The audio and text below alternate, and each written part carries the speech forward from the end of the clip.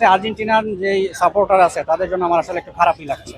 তারা যদি ঘুম থেকে সকালেও উঠে যদি খেলা দেখে, এটা দেখা আর না দেখে একই কথা।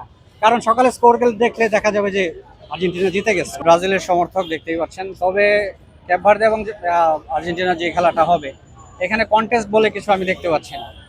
যেখানে ব্রাজিল এবং জাপানের খেলাটা যদি আপনি দেখেন, এখানে যে পরিমাণ কন্টেস্ট এবং যেই আগ্রহ ছিল খেলার মধ্যে, এই খেলার মধ্যে তেমন কোনো আগ্রহ আমি দেখতেই পাচ্ছি না। তো সেক্ষেত্রে আর্জেন্টিনার যেই সাপোর্টার আছে তাদের জন্য আমার আসলে একটু খারাপই লাগছে। কারণ আমরা যে মজাটা পাইছি এটা তারা পাবে না।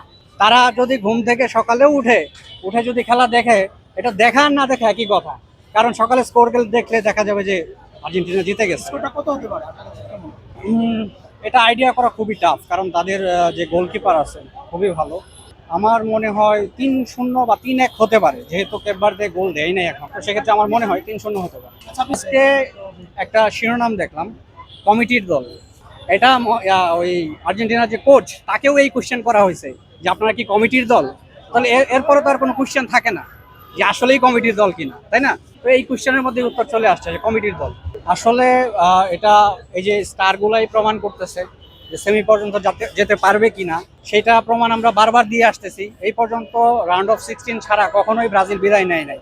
সেক্ষেত্রে আমরা ফাইনালে যে অবশ্যই কাপ নেওয়ার চেষ্টা করব।